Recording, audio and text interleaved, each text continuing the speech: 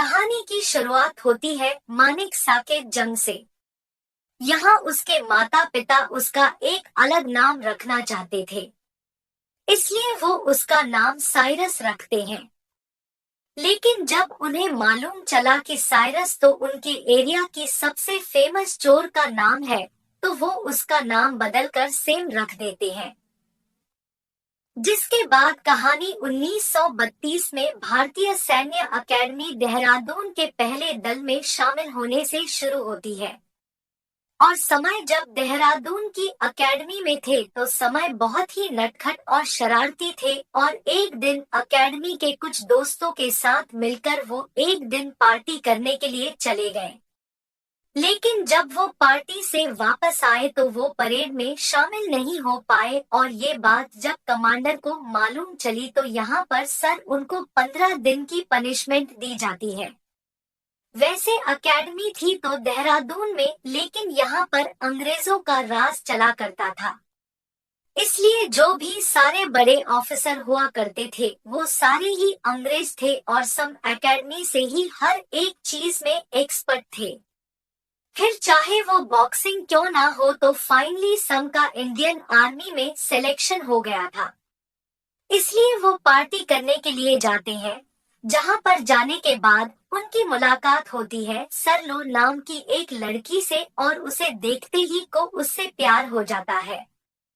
मैं यहाँ पर सेलो से कहता है कि तुमसे कई सारे लोग बात करने के लिए मारे जाते होंगे, कई तरह के फ्लर्ट भी करते होंगे, लेकिन आज मैं जो तुमसे कहने जा रहा हूँ ये बात आज तक किसी ने भी नहीं कही होगी। यहाँ पर से मुझसे कहता है कि मैं तुमसे शादी करना चाहता हूँ।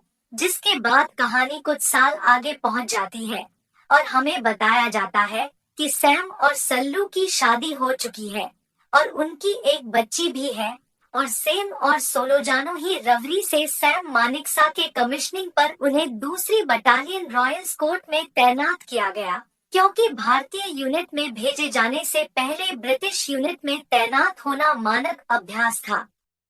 अब आगे हम देखते हैं कि सेकंड वर्ल्ड वॉर के समय पर जब जापान जब बर्मा पर अटैक करने वाला था, तब सम को बर्मा में 12वीं फर्स्ट ईयर फोर्स रेजिमेंट के रूप में तैनात किया गया, और उसके साथ बहुत बड़ी यूनिट भी शामिल थी।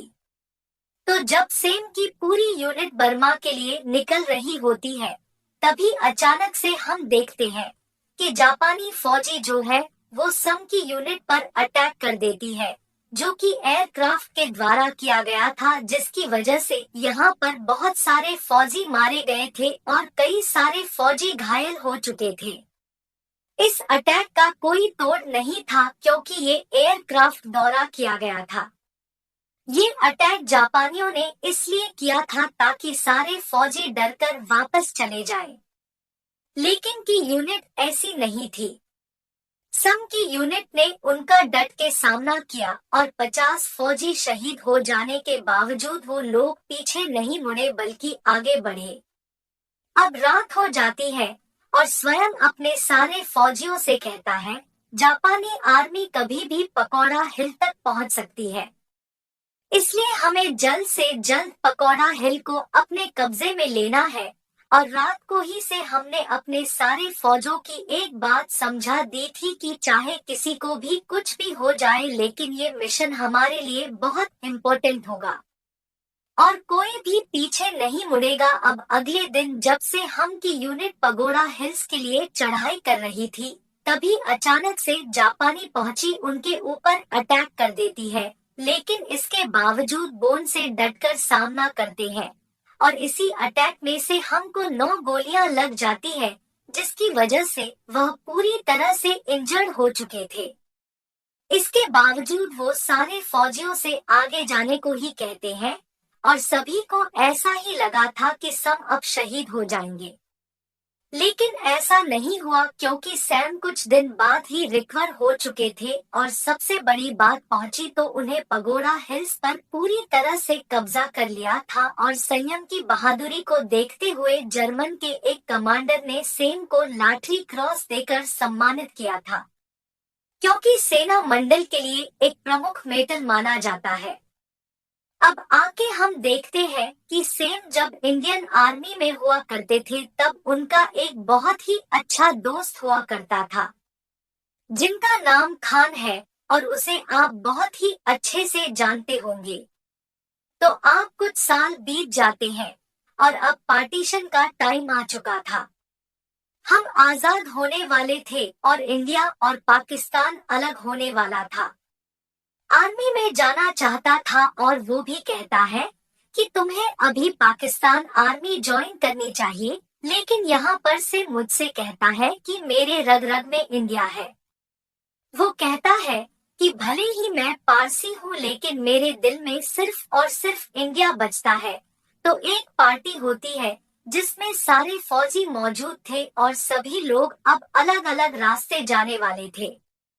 जहां पर कि आया खान पाकिस्तान आर्मी में जाने वाला था तो वहीं ढेर सारे फौजी इंडियन आर्मी में जाने वाले थे और ये सेम और याया खान की आखिरी मुलाकात थी। इसके बाद याहिया खान और मानिक शाह कभी भी नहीं मिले। 3 शिफ्ट होता है गवर्नमेंट की तरफ जहां पर कि चाचा नेहरू को दिखाया जाता है और प्रॉब्लम ये है कि पार्टीशन तो हो गया है लेकिन पाकिस्तान जो है वह कश्मीर भी चाहता है और उस वक्त जम्मू कश्मीर के तात्कालिक राजा हरी सिंह थे। लेकिन महाराजा हरी सिंह के लोग पाकिस्तान आर्मी से नहीं लड़ पा रहे थे। तब हरी सिंह ने इंडियन आर्मी से मदद मांगी जिसमें हरी सिंह एक विलय पत्र पर हस्ताक्षर करने के लिए मान गए थे जिसमें रक्षा, विदेश मामले और संचार मामले शामिल थे। तो हरी सिंह उस विलय पत्र पर हस्ताक्षर कर देते हैं और सब कुछ इंडियन गवर्नमेंट को सौंप देते हैं। लेकिन ये भी एक बहुत बड़ा टास्क होने वाला था मानिक शाह के लिए, क्योंकि जल्द से जल्द अभी इंडियन आर्मी को तैयार करना है। लेकिन दूसरी तरफ पाकिस्तान आर्मी जो है वो कश्मीर पर हमला करने वाली है। इसलिए मानिक शाह जो है वो अपने सोल्जर को लेकर तुरंत ही कश्मीर पहुंचते हैं और वहां पहुंचकर हरी सिंह से उस पत्र पर हस्ताक्षर लेते हैं। तो अब सारा कंट्रोल जो है वो इंडियन आर्मी के पास आ चुका था। तो यहाँ पर इंडियन आर्मी की एक बहुत बड़ी जीत होती है और पाकिस्तान सरेंडर कर देती है। तुम्हारे काम करने का तरीका एकदम अलग था, पर उन्हीं के साथ काम करने वाले कुछ कमांडर थे जो कि इस कामयाबी से जलते थे, जिस वजह से मानिक शाह के ऊपर ढेर सारे झूठे इल्जाम भी लगे थे। लेकिन मानिक शाह ने ये साबित कर दिया था कि उनके ऊपर जो भी इल्जाम लगे हैं वो सभी बेबुनियाद है। अब आगे कुछ सालों के बाद हम देखते हैं कि मैटर अब और भी सीरियस हो जाता है, क्योंकि भारत और चीन के बीच युद्ध छिड़ गया था और अदालती कार्यवाही के कारण मानिक शाह युद्ध में शामिल नहीं हो सके। युद्ध में भारतीय सेना को पराजय का सामना करना पड़ा। इस पराजय के लिए कौल और मेनन को मुख्य रूप से जिम्मेदार ठहराया गया। तब नवंबर 1962 में नेहरू ने मानिक शाह को चतुर्थक और की कमान संभालने के लिए कहा।